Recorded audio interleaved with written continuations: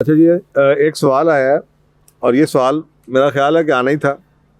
ये मैं तो काफ़ी अरसे से ये बातें करता आ रहा हूँ कि ये वक्त आ जाएगा।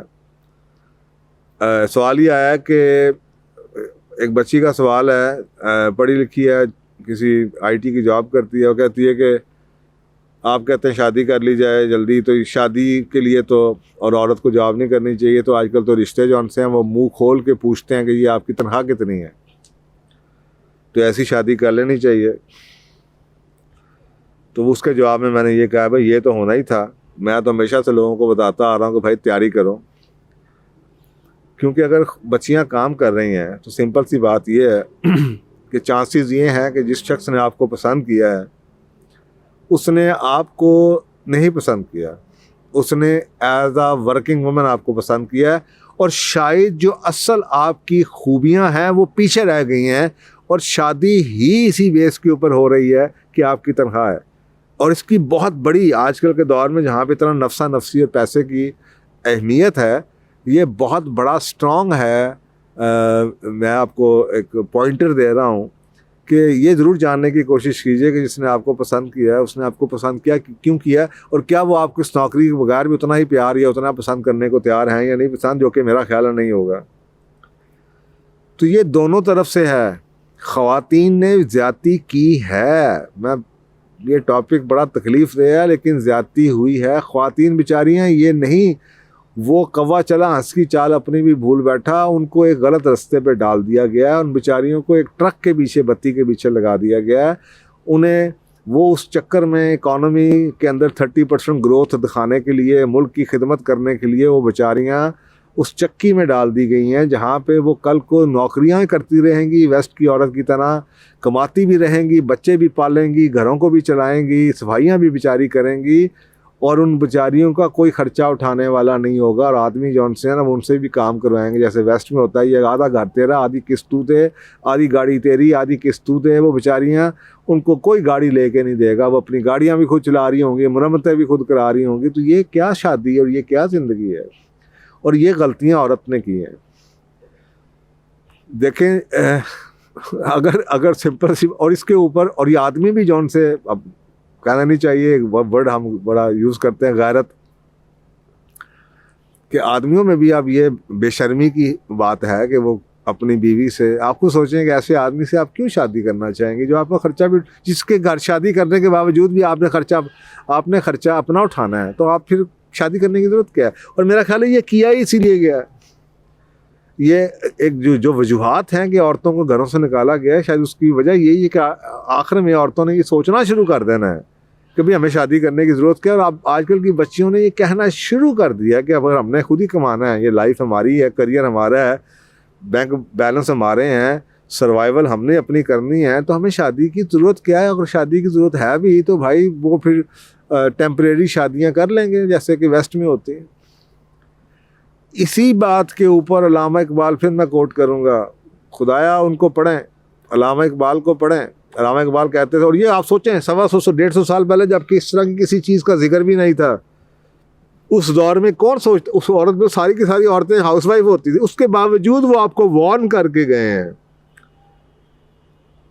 ये कहते हैं ना, he was a man of the vision, वो ऐसे शख्स जो कि 150 साल पहले आगे देख सकते थे। वो आपको बता के गए हैं कि जिस रास्ते पे ये मुआशरा चल रहा है शायद उस रास्ते पे ये पहुंच जाएंगे। और वो क्या कहते थे, ये कोई दिन की बात है ए मर्दे होशमंद, ये कुछ ही दिनों की बात है ए अकल वाले आदमी, गैरत न तुझ में होगी न जन ओठ चाहेगी, ना तेरे में गैरत रहेगी और ना ही औरत में शर्म रहेगी। आता है अब वो दौर के औलाद के इवज़, कि अब वो वक्त आने वाला है कि बच्चों के बदले कौंसल की मेंबरी के लिए वोट चाहेगी। कि ये जो औरत है ये बच्चे नहीं मांगेगी बल्कि ये वोट मांगती फिरेगी, सियासत में आ जाएगी, ये वोट मांगती फिरेगी। चलें, आप वोट भी मांग रही हैं और पैसे भी मांग रही हैं, तनख्वाहें भी मांग रही हैं। तो ये एक तरफ से नहीं है, अगर एक तरफ से गलती हुई है तो दूसरी तरफ से भी आदमी भी बेगैरत हैं, और उनको बेगैरत करने में औरत का भी हाथ है। कि जब औरत खुद कहेगी मैं कर लेती हूँ तो आदमी फिर बेगैरत बन के वो करवाने को तैयार हैं कि हाँ तुम कमा लो। सो देखिए, अक्सर का सवाल हम ना दूसरों के बारे में पूछते हैं, और आपको ये क्या सवाल है मसलन कि जी रिश्ते ये डिमांड करते हैं, लड़के के घर वाले डिमांड करते हैं। भाई आप ये देखने की कोशिश करें कि ऐसे कहते हैं ना, वो साइंस भी कहती है और ये न्यूटन का लॉ भी है, हर एक्शन का रिएक्शन होता है। तो भाई ये तो रिएक्शन नज़र आ रहा है आपको कि औरतें या वो माएँ और बच्चों की, लड़कों की माएँ या लड़के ये मांग रहे हैं, ये रिएक्शन है। तो रिएक्शन तो नहीं होता एक्शन के बगैर। तो क्या आप औरतों को इतनी पढ़ी लिखी हैं, माशाल्लाह डिग्रियां यूनिवर्सिटियों में जा रही हैं, टॉपर हैं, तो क्या आपको सोचना नहीं चाहिए कि आपके कौन से एक्शन है जिसका ये रिएक्शन है कि आदमी ऐसे हो चुके हैं या उसके घर वाले ऐसे हो चुके हैं? तो क्या वो सोचने की ज़रूरत नहीं है? वह कामयाब लोग जो उनसे होते हैं, वो कहते हैं ना लोकस, वो एरिया ऑफ कंट्रोल में ऑपरेट करते हैं। कामयाब लोग वो हैं जो कि बाकी चीज़ों की, एक्सटर्नल फैक्टर्स की परवाह नहीं करते। वो ये नहीं देखते कौन क्या कह रहा है, वो ये देखते हैं कि मैं क्या कर रहा हूँ जिसकी वजह से वो ये कह रहे हैं। तो औरतों को ये चाहिए कि भाई अगर आप नौकरी करने के लिए पहुँच गई हैं दफ्तर में और आपके कोलीग ने आपको पसंद किया है, तो बुरा ना मानिएगा, लेकिन बात यह है कि भाई आप पहुंच गई हैं, नौकरी कर रही हैं, कुलीग ने पसंद किया है। सबसे बड़ी बात यह है कि आप उधर पहुंची हैं तो उसने आपको तनख्वाह पूछी है उसके घर वालों ने ना, क्योंकि उसने आपको पसंद ही उस जॉब के ऊपर किया आपकी नौकरी की वजह से। और कल को अगर आप ये कहें कि मैं 2 साल के बाद छोड़ दूंगी नौकरी या 3 साल के बाद छोड़ दूंगी शादी के बाद, ये भी गलती है। ये मैं ऐसी कई ख्वातीन को जानता हूँ जो कि कसमियाँ रोती हैं और प्रोफेशनल्स हैं कि जिन्होंने हमेशा ये सोचा था कि शादी हो जाएगी, और उनसे ये गलती हुई है कि उन्होंने सोचा था कि शादी के बाद हम इसको जॉब को छोड़ देंगे, लेकिन जिस शख्स ने आपको पसंद ही उस जॉब की वजह से किया, वो आपको जॉब भी नहीं छोड़ने देता। क्योंकि अब अगर आप जॉब छोड़ती हैं तो अब आप उस रिश्ते को या उसके साथ बच्चे शच्चे सारा कुछ छोड़ना पड़ेगा। वो बेचारियाँ फंसी हुई हैं, वो रोती हैं कि हमसे ये क्या गलती होगी। भाई आपने खुद ही तो जाके अपने आप को देखें ना, आपको पसंद कर कहाँ पे किसी ने किया है, आपको जहाँ पे पसंद किया है। तो ये सवाल अगर आप मुझसे पूछ रही हैं तो ये बताते खुद इस चीज़ की अलामत है कि आप इसको इस इशू को गौर से इन डेप्थ नहीं देख पा रहे हैं।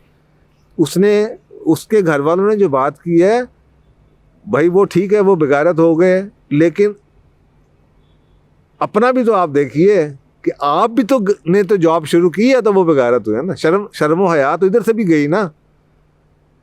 तो ये ही अल्लामा इकबाल कह रहे हैं, और यही एक्शन और रिएक्शन है, और यही मेरा ख्याल है आजकल की बच्चियों को कम्युलेटिव तौर पे ये सोचने की ज़रूरत है। वो कहते हैं ना जैसे इकोनॉमिक्स के अंदर डिमांड और सप्लाई होती है, तो जो डिमांड की जाती है वही चीज़ बनाई जाती है, जिस चीज़ की डिमांड हो। तो जो उसकी मार्केट होती है, इनके जो बायर मांग रहा है वही चीज़ उसका जो सेलर है वो बना देता है। तो अगर डिमांड इस वक्त ये है तो आप लोग उस डिमांड को आप बजाय इसके कि आप अपने आप को वो प्रेजेंट करें, आप अपनी तनख्वाहें बढ़वाएं शादियां करवाने के लिए, आप उस चीज़ की सप्लाई कम कर दें।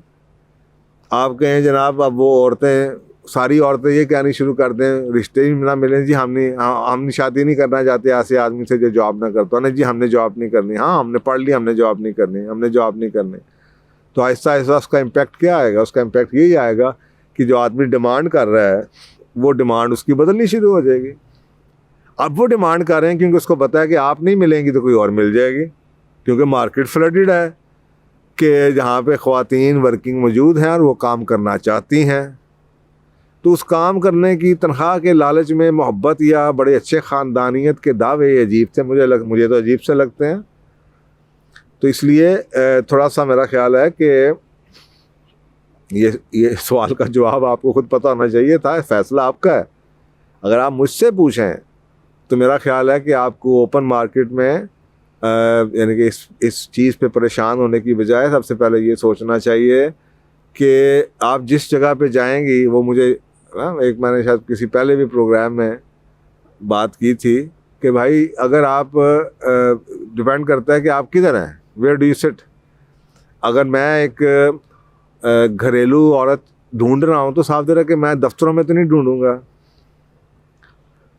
तो वो जैसे अमेरिका की मैंने एक एग्जांपल दी थी कि वो एक प्रीस्ट ने एक लड़के को, जिसकी कोई गर्लफ्रेंड भाग गई थी पता नहीं कितनी, वो परेशान था, वो शराब पी रहा था, तो उस प्रीस्ट को ये बोला, प्रीस्ट ने उसको ये बोला, वो उससे पूछा भी तुम इधर क्या कर रहे हो परेशान की। उसने कहा मेरी गर्लफ्रेंड भाग गई है तो मैं आपको थक गया हूँ गर्लफ्रेंड से, मैं चाहता हूँ कि मुझे अच्छी सी लड़की मिले जो मैं जिससे शादी करूँ। तो प्रीस्ट ने आगे से कहा कि बेटा अच्छी लड़कियाँ पब में नहीं मिलती, बार में नहीं मिलती, अच्छी लड़कियाँ चर्च में मिलती हैं। तो इसी तरीके से बुरा ना मानिएगा, लेकिन बात वही है कि उसने जो किया वो तो किया, गलत किया, उस पर तो कोई किसी किस्म का क्वेश्चन नहीं है, लेकिन उसको गलत करने का हौसला किसने दिया। अब ऐसे शख्स को आप ये मॉरली या इमोशनली ब्लैकमेल नहीं कर सकते कि हाँ आपको शर्म नहीं आती, आप अपनी बीवी से नौकरी करवाएंगे। वो कहेगा मैं नौकरी कब करवाऊँ भाई, तुम तो आगे नौकरी कर रही हो। तो आप इसको क्या, उसका ज़मीर क्या जगाने की कोशिश करेंगी। तो I think it's about time कि हम इन बातों को रियलाइज़ करें कि माशरे के अंदर क्या हो रहा है, और उसकी दोनों पार्टीज इसका जिम्मेदारी कबूल करें। मैं कई लोगों को जानता हूँ, अमेरिका से आए हैं, इंग्लैंड से आए हैं, ऑस्ट्रेलिया से फैमिलीज़ आई हैं, और उन्होंने कहा जी हमें नॉन वर्किंग हाउसवाइफ्स चाहिए, और उन्होंने कम पढ़ी लिखी ख़वातीनों से शादियाँ की हैं, क्योंकि वो दुनिया देख कर आए हैं वर्किंग। वो कहते हैं अगर हमने वर्किंग करनी होती तो हम अमेरिका ना कर लेते। बहुत ही पाकिस्तानी इंडियन फैमिलीज मौजूद हैं वहाँ पे, मुसलमान जिनकी बच्चियाँ वर्किंग हैं। हमने नहीं चाहिए, हम पाकिस्तान से बहू ढूंढने के लिए आए हैं कि हमें हाउस वाइफ चाहिए। तो जो लोगों ने वो देख लिया है उसका एंड, उनको ये समझ है इस चीज़ की। तो इसलिए ये आपका फ़ैसला है, ये मैंने तो आपको अपने एनलाइटन कर दिया है, एक और फूड फॉर थॉट दे दी है बेटा, लेकिन ये आपका फ़ैसला अपना है कि आपने खाना खासा ये ना हो कि ऐसी जगह फंस के सारी ज़िंदगी नौकरी करते रहें। तो ये अभी आप सोच लें कि अगर आपने नौकरी नहीं करनी तो फिर छोड़ दें, और उसके बाद देखें कि आपको क्या रिश्ता मिलता है। ओके, तो ये है जनाब मेरा इस सवाल का जवाब कि ऐसे प्रपोजल्स का क्या किया जाए जो कि लड़कियों की तनख्वाह पूछते हैं और लड़कियों से शादी के बाद काम करवाना चाहते हैं। और ये जो शेर है ये अल्लामा इकबाल का ज़रूर जाके पढ़िएगा जो मैंने आपको सुनाया है। शुक्रिया।